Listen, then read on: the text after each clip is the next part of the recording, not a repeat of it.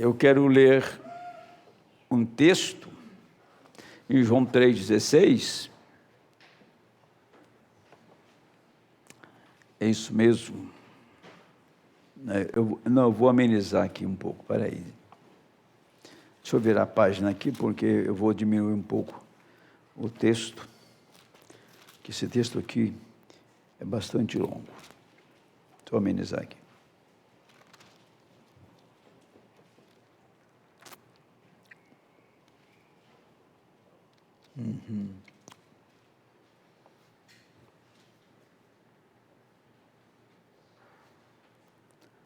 Pois é.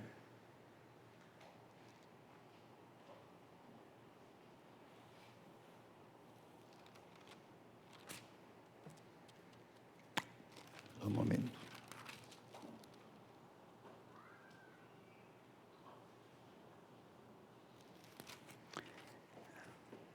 Tá, vamos só tomar aqui, só no princípio. Só bem lá no princípio só. Diz assim a Escritura. Vamos pegar essa Escritura aqui, que ela é muito apropriada. João capítulo 3.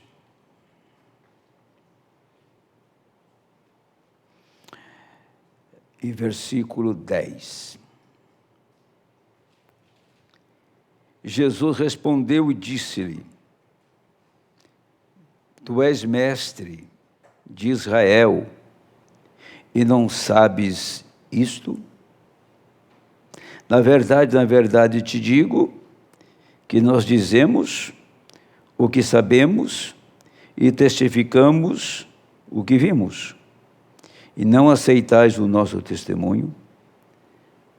Se vos falei das coisas terrestres, não crestes, como crereis se vos falar das celestiais?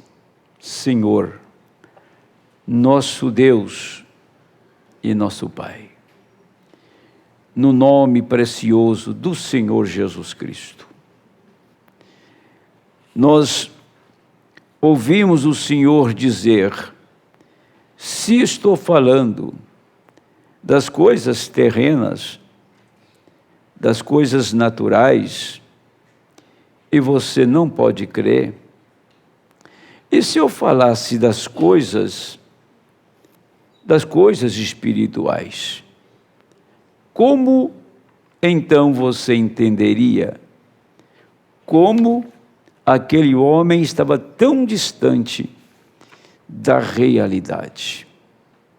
Como aquele homem nada sabia a respeito da palavra, porque ele não tinha a experiência do novo nascimento. Ele não tinha a experiência que Deus moraria, viveria num homem. E ali estava um homem que Deus estava nele em plenitude. Pai, ajuda-nos nesta noite a, entre linhas, compreender, entender o que nós devemos entender nesta hora, o que precisamos compreender. É assim no decorrer dos dias que estão vindo, Pai, nós possamos crescer em entendimento e crescer na revelação. Pedimos isto no nome de Jesus Cristo. Amém, Senhor. Assente um instantinho. Não vou tomar muito tempo. Só quero...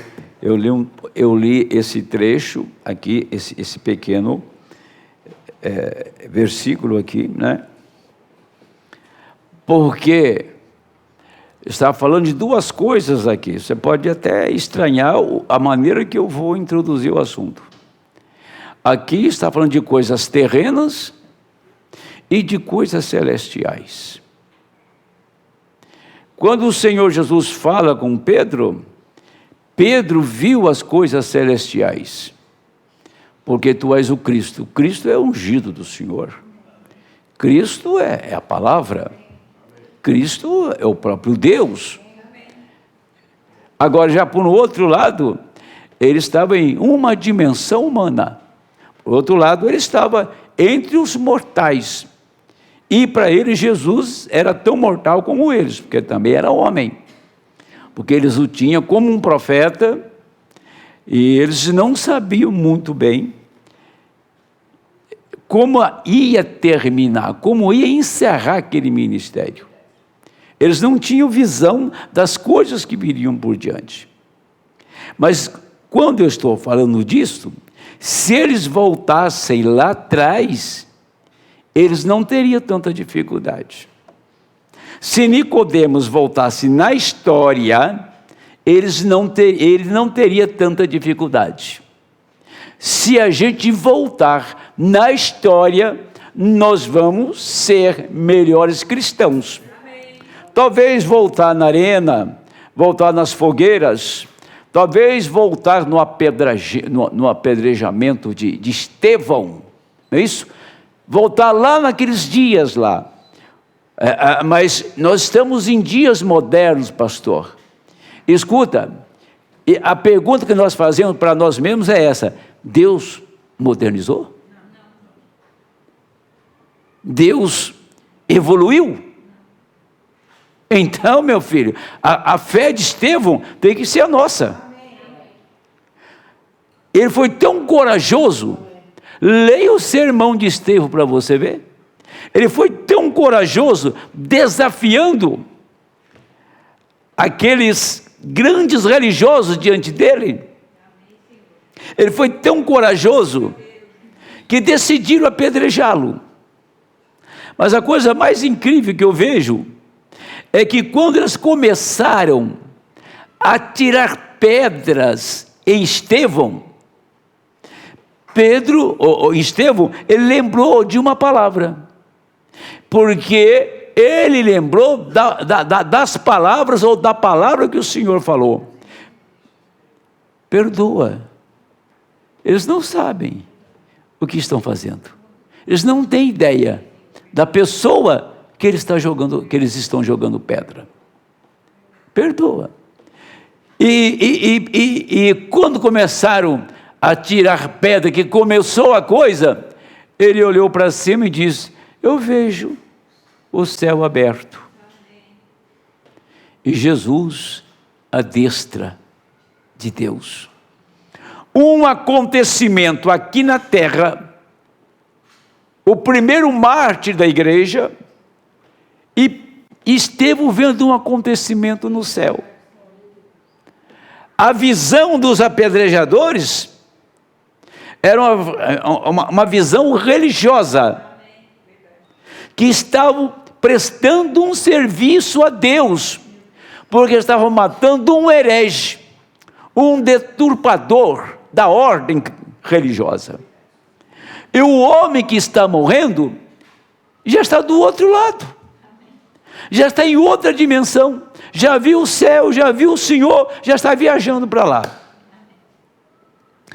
Essas duas coisas é que nesta hora, se nós não tivermos esta visão de desprender das coisas naturais, desprender das coisas que nos apegam, e ver exatamente a manifestação de Deus ao nosso redor. Se a gente não abrir o coração para isso e buscar isso de fato e de verdade, sabe o que vai acontecer? Nós vamos ficar a vida inteira na igreja e vamos ouvir o sermão 200 anos e não vamos entender nada. Você percebe que uma pessoa está tendo uma experiência com Deus quando ela refreia a língua, quando ela é muito faladora, que não tem temor, mete o pau nos outros. Você nunca deve falar do irmão na ausência dele. O pastor não fala. Se eu falar de um irmão na ausência, pode ter certeza que eu falo na presença dele. Se eu não tenho caráter para falar na presença dele, não fale na ausência. Se você é cristão, tem o Espírito Santo, você devia fazer isso. Isso ajudaria muito a igreja a crescer. Ajudaria muito a criar atmosfera na igreja. Ajudaria muito você e todo o grupo. Entendeu? Toda a igreja seria ajudada. Por isto que estou levando este assunto antes da nossa oração, para compreendermos, né? Ver, ter visão desta mensagem, da abertura da palavra, não é uma questão apenas, você é da abertura, sou da Assembleia de Deus, tá bom para você? Ué, tem tanta gente que fala que é da abertura e fala cada asneiras. Eu não tenho ministério, vocês sabem, eu não tenho ministério baseado em sonho, eu tenho ministério baseado na palavra. Nós temos aqui na igreja dezenas de visões. Quando Deus dá uma visão na igreja, é para uma advertência, é para mostrar um acontecimento. Não é que você vai estar livre daquele acontecimento por causa da visão. Ele está te preparando para enfrentar aquela hora. Ah, teve uma visão? Ah, então tá, então vou orar para que a visão não aconteça, então Deus não daria a visão. Se você tem uma visão, é Deus te preparando, olha, tal dia, assim, tal hora, e numa determinada ocasião, vai ocorrer isso, e você já está de prontidão para aquilo. É Deus preparando a igreja para acontecimentos, não que uma visão vai tirar aquele acontecimento, vai evitar que aquilo aconteça. Senão aquela moça lá, que o profeta orou e morreu, não teria morrido. O profeta orou, foi embora para casa, a moça morreu. E o profeta depois cobrou de Deus, por que eu orei? Eu fiz o melhor que eu sabia, a moça morreu.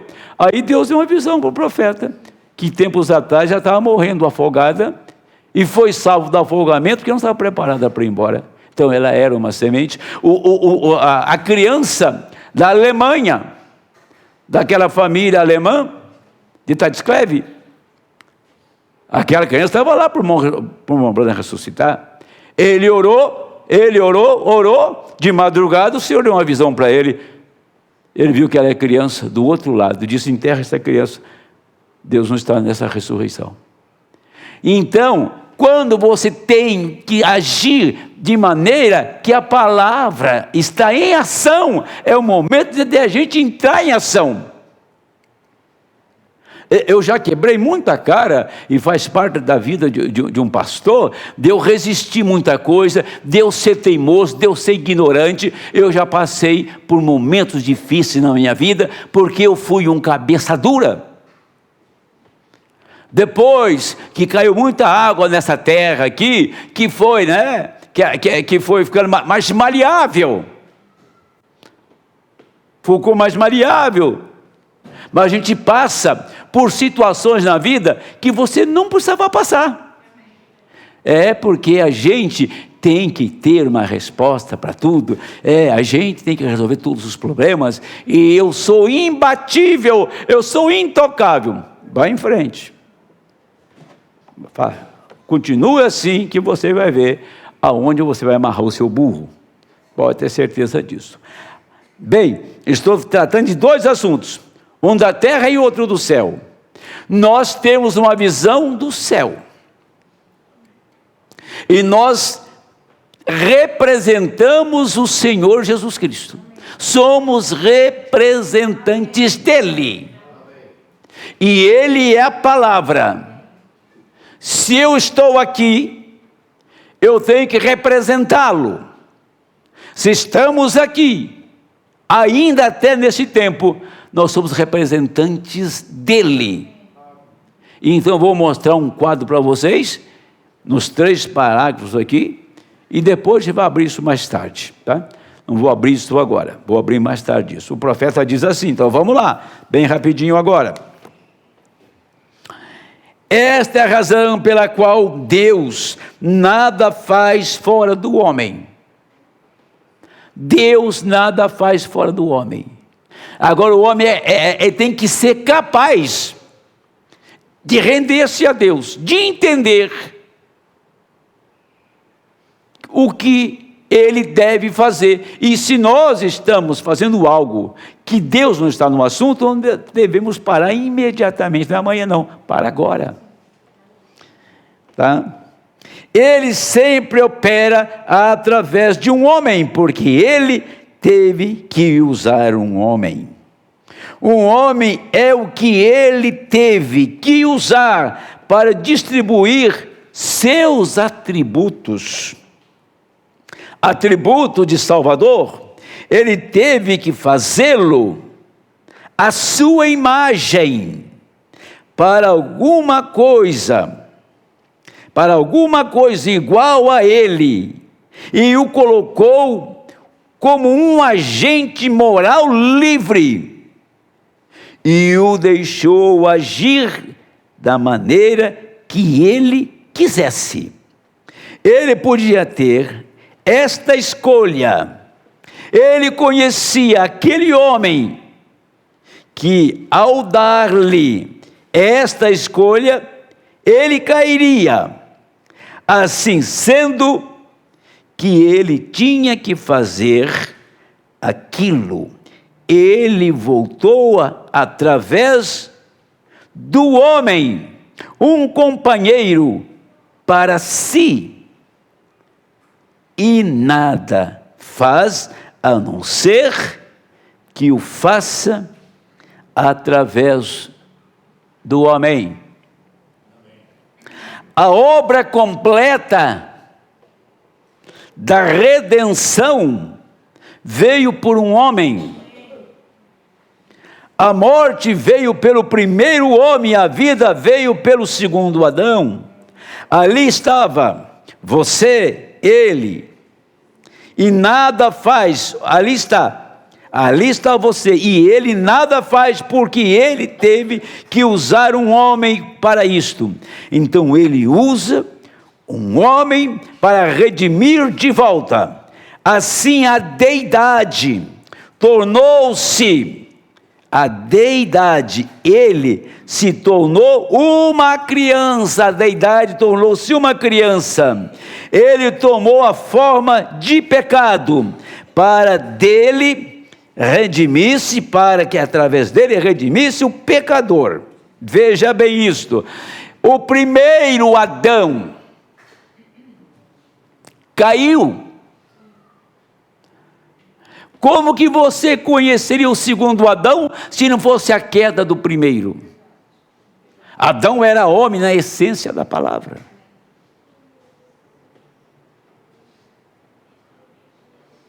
Caiu. O segundo Adão veio igualzinho o primeiro, carne e osso.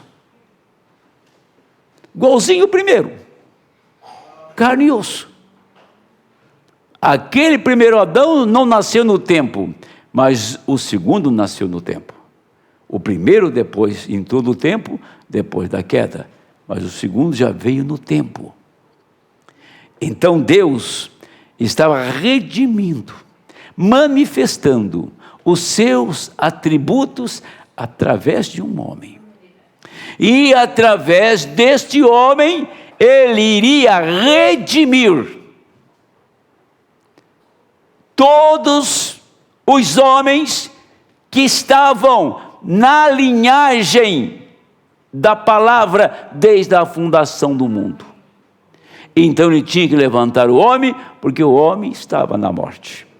O homem tinha tomado a morte, e o próprio Deus tomou a morte, para tirar o homem da morte. Entendeu? Agora, da onde veio o primeiro Adão? O primeiro Adão veio do pó e recebe um espírito, alma vivente. Da onde veio o segundo Adão? Veio do céu, não veio? Mas bem rapidinho agora, ele veio do céu, mas de que forma ele veio? Ele desceu voando assim, com um passarinho? De que forma que ele veio? Ele desceu do céu em forma de palavra.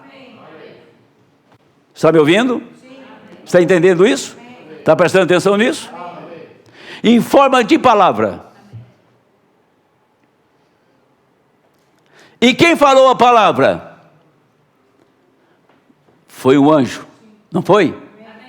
Foi Gabriel, que trouxe a mensagem para a moça, dizendo assim: você é a escolhida para trazer Emanuel, para trazer Deus conosco. Você é a mulher escolhida por Deus. A pergunta dela foi só isso: mas eu, como vai ser? Eu não conheço o varão, não sou casada. Ela só disse: o Espírito Santo fará sombras sobre ti. Terminou o assunto. Teve interrogação? Teve pergunta? A outra coisa: e o Senhor voltou mais alguma vez visitar Maria?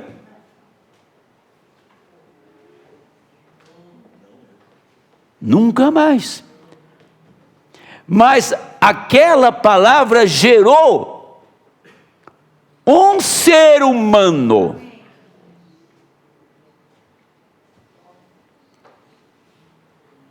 No ventre de Maria. Era a palavra. Como a palavra entra, por exemplo, vamos voltar no homem lá, né? Por que que a palavra não entrou em Nicodemos e era o Senhor que falava com ele? Porque a cabecinha dele estava aqui embaixo, na religiãozinha dele. Mas quando o anjo falou com Maria, Maria estava com a visão celestial. Não interrogando, não perguntando como aquilo seria. Ela creu. Então a palavra falada veio a uma mulher. A palavra falada veio a uma virgem. E a palavra falada tornou-se carne. Agora os filhos de Deus, os redimidos, têm a mesma palavra. A pergunta que as pessoas se fazem, diz assim: estamos aguardando pela palavra falada. Verdade? É verdade? Então a palavra falada não está aqui. Então ela não está aqui? Você está esperando por ela? Por quê?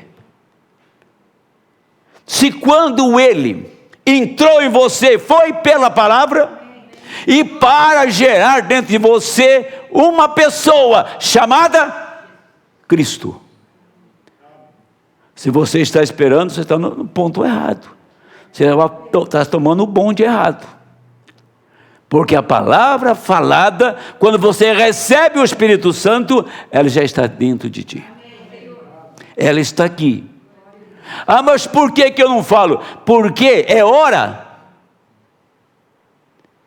Quantos anos? O profeta começou a pregar em 46 esta mensagem, e foi em 59 que ele criou esquilos. A palavra falada já estava no irmão Branham nos dias dele. E quer dizer que ela foi embora, não está mais em nosso meio. Você vê o quanto as pessoas estão com a vida espiritual atrasada? O quanto elas estão distantes, estão esperando a palavra, quando ela está aqui, bem presente, dentro de ti, no seu coração. Quem falou? Sim, foi o próprio Senhor que falou. Por isso, é que a palavra, ela disse São Paulo, em Hebreus 4:12, a palavra de Deus é mais afiada do que a espada de 2 gumes, aonde ela entra e penetra até a divisão da alma, do espírito e de juntas e medulas. Então aqui é um canal, esses 2 ouvidos é um canal que ela entra. Mas tem um outro canal que ela penetra, é na alma. E quando ela entra na alma, e você então já tem a palavra dentro de ti. Então deixa eu adiantar.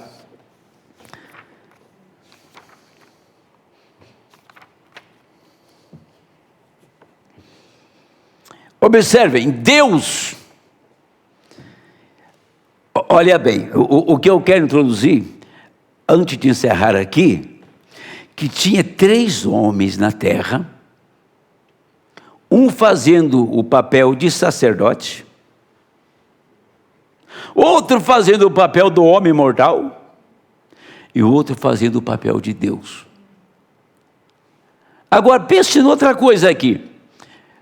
Eu acho que qualquer um de vocês sabe, se não sabe, é coisa bem primária, né?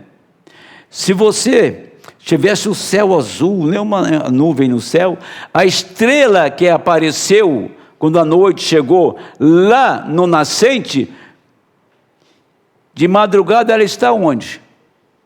Está lá ainda? Ou ela foi para o poente? Ela faz o mesmo caminho do sol. Faz o mesmo caminho do sol. Por isso a igreja faz o mesmo caminho de Cristo. O mesmo caminho de Cristo. Aquele do nascente é o mesmo do poente. Qual estrela você está olhando? Lá do nascente ou do poente? Ou que está bem no meio do centro do céu? Aonde você está concentrando? Aonde nós estamos olhando? Que estrela você está olhando? Que tempo é esse? Se você está olhando bem no centro do céu, você está na meia-noite.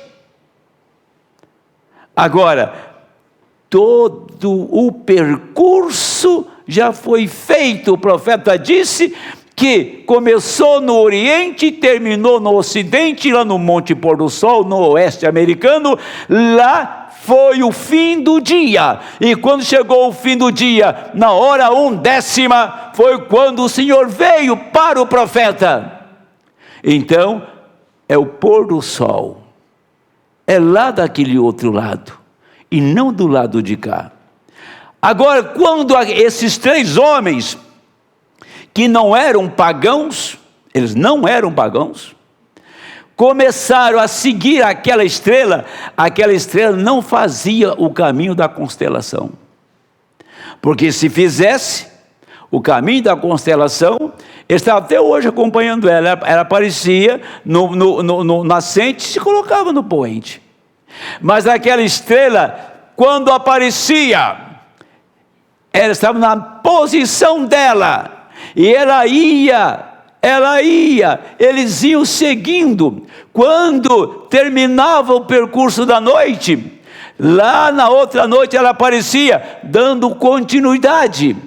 Ela não sumia, ela era uma constelação que não estava seguindo a constelação natural, mas a sobrenatural. E 3 homens que representavam o Senhor Jesus na terra, e estavam levando para ele aquilo que ele era, identificando com ele. Levava o quê? Levava ouro, que ele era Deus. Levava o quê? Incenso, que ele era sacerdote. Levava mirra, que ele ia morrer. Como que os 3, Deus guardou 2 anos esses presentes? Era chuva, era tempos difíceis, tempos adversos, e eles seguiram, e Deus guardou esses 3 homens por 2 anos, guardou esses presentes por 2 anos, até que chegasse. Agora, a jornada não foi de 2 anos? Essa jornada foi 2 anos, a estrela apareceu o dia que ele nasceu, que quando ele chegar, ele tinha 2 anos. A estrela apareceu.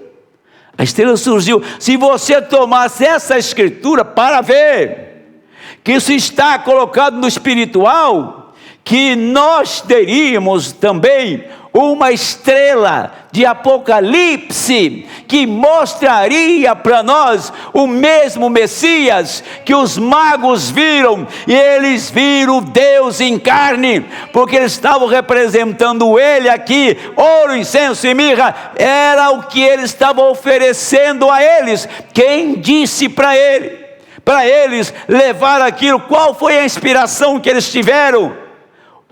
Como que eles sabiam que o sacerdote estava na terra? Como que eles sabiam que o Filho do Homem estava na terra? Como que eles sabiam que a divindade estava na terra? Eles estavam representando algo do céu e caminhando aqui na terra. Nós estamos representando lá do alto, lá do céu. Nós somos representantes do céu, da terra. Nós não representamos nada aqui na terra. Somos representantes do céu. Por isso temos que andar, viver como se anda, como se faz no céu. Amém. É incrível, mas esta é a verdade. Observe, Deus guiou os magos com seus presentes por praticamente 2 anos, e eles seguiram aquela estrela. Aquilo mostra que não poderia ser uma das coisas naturais que aconteceram, porque se as estrelas cruzando suas órbitas teriam cruzado, teria mostrado que havia alguma coisa diferente. Escute isso, olha. Vou voltar à frase, porque se as estrelas cruzando suas órbitas teriam cruzado e teria mostrado que havia alguma coisa diferente, a não ser que os magos viessem muito tempo antes disto ter acontecido e sabido que eles tinham que cruzar aquele caminho. Vejam, no caminho eles iam indo, e eles cruzaram exatamente em Belém. Naquela hora, começaram dali, anteriormente, sabendo que estes corpos celestiais estavam movendo naquela direção. Deus guiou os magos, porque eles tiveram os presentes apropriados. Deus guiou os magos, porque eles tinham os presentes apropriados. O que você tem, meu amado, para oferecer ao Senhor? Você é representante dele? Eles representavam ele. Eu espero que você represente ele. Porque se você não representar ele, você vai representar o outro.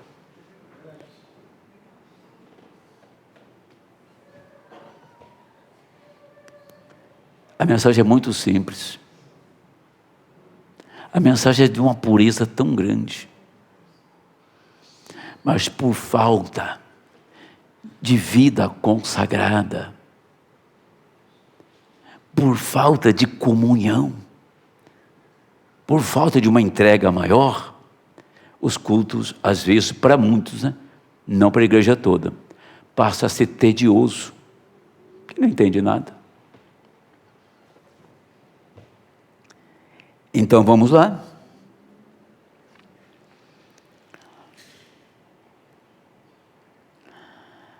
Deus guiou aqueles presentes, porque eles eram os presentes que o identificariam. Se eu fosse entrar aqui em 1 Coríntios 12, e em Efésios capítulo 4, verso 11 em diante, nós abriríamos uma tremenda de uma lição. A palavra dom, ela representa presente. A palavra dom significa presente. A palavra ofício não é presente. É diferente. Você nunca nasce com um dom para ser evangelista, apóstolo, profeta, mestre ou pastor. Você nasce com este ofício. Ele diz lá Paulo em Romanos, que chamada são, como é que se diz? Chamadas e... Eu perdi o começo da frase. São sem arrependimento. Tá? Dons e chamadas são sem arrependimento. Dons. Aqui está minha esposa olhando para mim. Ela tinha visão. Nem pensava em ser crente. Passou a ser uma crente, e as visões continuaram. O entendimento é outro. Isso está na pessoa. Ela não tinha visão de coisas celestiais. Tinha visões daquilo que eles faziam por lá. Mas assim que se converteu, o dom continuou. Não mostrando coisas diabólicas, mas mostrando coisas espirituais. Este dom está na igreja. Pode chegar aqui nesta noite, tomar alguém aqui, usar essa pessoa uma vez e nunca mais usar, acabou. Agora eu subo aqui nesta noite e prego um sermão, aí nunca mais eu prego, porque é um dom. Ou isso vai me acompanhar todos os dias da minha vida. Todo dia da minha vida, porque esse ofício é irremovível. Tá? E esses magos aqui estavam representando isto. Os presentes que eles levavam representavam quem estava na terra, a deidade, a divindade, Deus na terra. Deus queria morrer, Deus que seria sacerdote para interceder, e o próprio ser divino, Deus encarnado. Como que eles tiveram essa percepção de levar isto no tempo certo, na hora certa, e entregar para a pessoa certa. Faz a pergunta: como que o anjo veio no dia certo, na hora certa, para entregar a mensagem para a moça certa? Como então você se explica que no dia certo, na hora certa, no tempo certo, ele veio a você para entregar uma mensagem, para você se descobrir, para você ter os olhos abertos para saber quem você é. Você entendeu? A visita de Gabriel a Maria, a visita de Gabriel a Zacarias, era a profecia de Isaías. O que aconteceu com Maria? Será que ela pensou na hora? Isaías falou sobre isso. Ela pode até ter pensado depois. Ela conhecia, ela era da casa de Davi, e ela era uma pessoa frequentadora do templo. Ela sabia, ela conhecia a lei, conhecia os profetas. Mas naquele momento, para ela dizer: eis aqui a serva do Senhor, cumpra-se em mim a sua palavra. Pensa bem o que estava ali. Aquela moça representou a noiva no seu dia, recebendo a palavra, recebendo a divindade.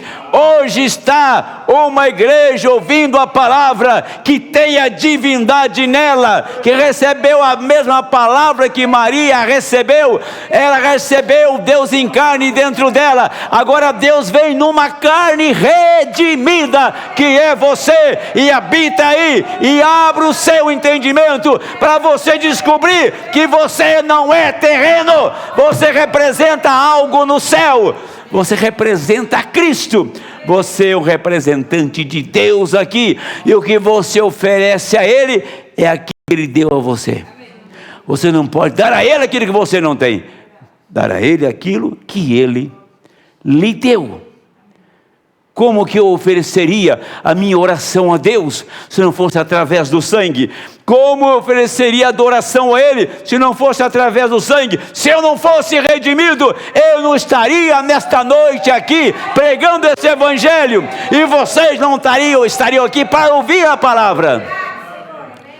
Então eu creio com todo o meu coração, que aqui tem um povo que representa as coisas dos céus na terra, como aqueles magos representavam. E quando você representa o céu, você entende das coisas dos céus. Nicodemos não entendeu, porque ele representava uma religião que não era do céu, era da terra. Mas representamos a Cristo que é do céu. Amém. Deixa eu encerrar. Deus guiou aqueles presentes porque eles eram os presentes que o identificariam. Homens sábios. Hoje quem pode olhar para longe da igreja, todas as coisas do mundo, para a palavra viva de Deus, Deus irá identificar seu filho pela sua palavra. Jesus, ele tomou sobre si todos os pecados. Ele estava fazendo o papel de um pecador, e ele não era pecador, quando tomou todos os nossos pecados.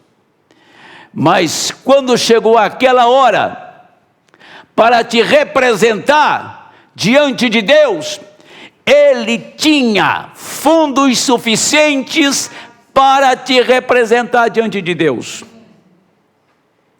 Quando ele diz, o meu papel está cumprido, o meu compromisso está encerrado, tudo o que era necessário que o Cristo fizesse e sofresse, eu suportei, eu estou aqui, eu tenho todos eles de volta.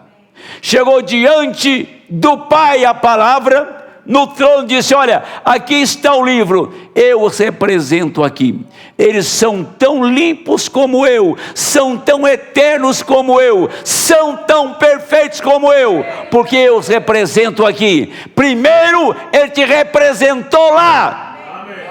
Hoje ela, a sua esposa, hoje os crentes nascidos de novo, cheios do Espírito Santo, os representa aqui. E que eu possa representá-lo bem, que possamos representá-lo bem. Eu parei bem no meio do assunto. Agora, vamos lá. E Deus irá identificar seu filho pela sua palavra, porque aquilo é o que ele é. Eu e o Pai somos um. No princípio era o verbo estava com Deus, o verbo era Deus, e o verbo se fez carne e habitou entre nós. E o mesmo verbo hoje, ele mesmo, ele é o mesmo ontem, hoje e eternamente.